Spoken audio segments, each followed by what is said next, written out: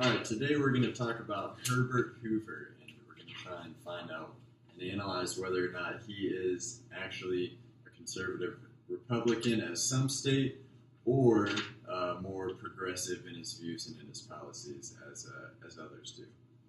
Herbert Hoover, to start off, was a pretty compassionate man and forward-thinking, and very committed to equal opportunity and eradication of poverty and such.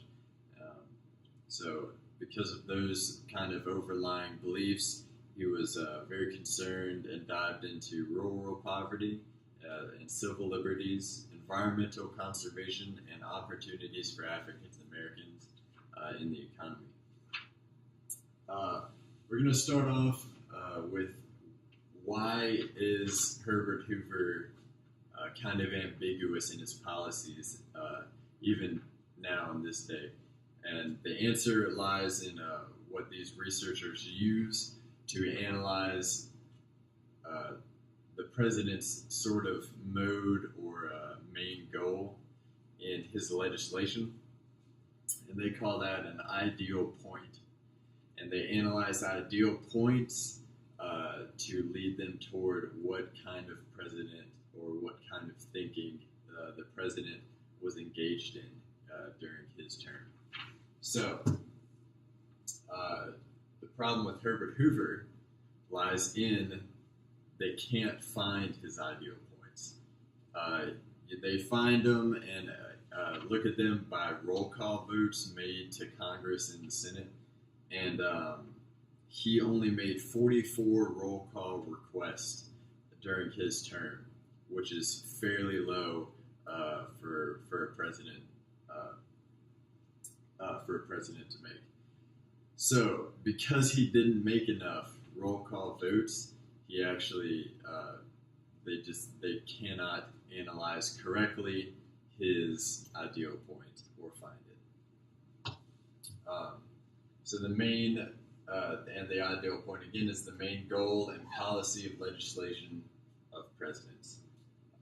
They use these things also called congressional quarterlies, which is a scorecard to estimate the presidential ideal points. They use these things called congressional quarterlies to analyze these presidents' ideal points and better find out where their policy and where their legislation lies. So, the roll call voting is, like I said, used to estimate these ideal points that the presidents want to make, i.e., what kind of things they want to push forward to.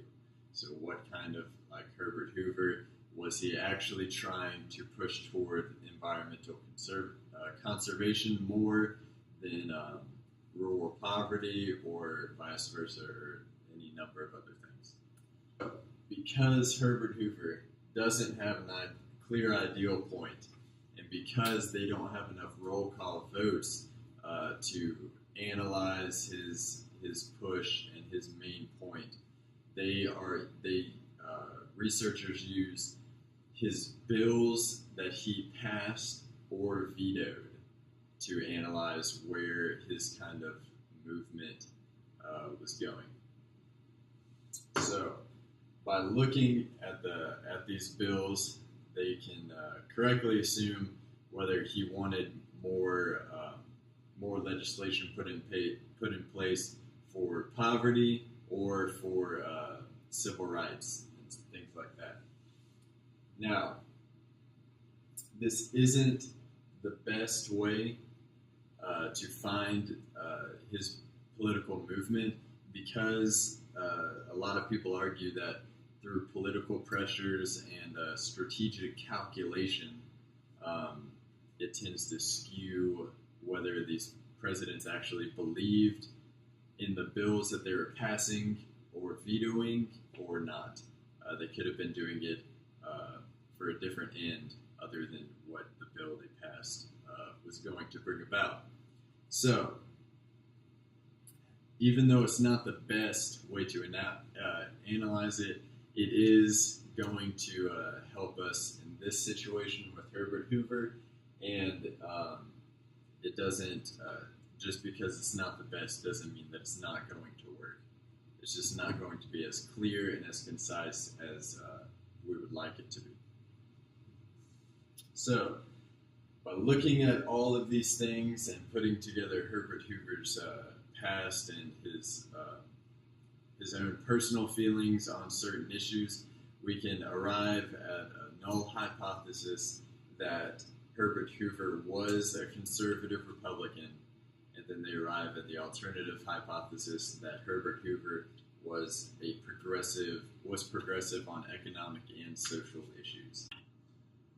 So, Herbert Hoover was, even though he was committed to helping poverty and such, and civil rights, when he ended his term in 1932, when he got beaten by FDR, there was an unemployment rate of 25%, which doesn't exactly clear up whether if he was pushing so hard for less poverty, then why was the employment rate so ridiculous? Which again leads to the question of, was he conservative or was he actually progressive?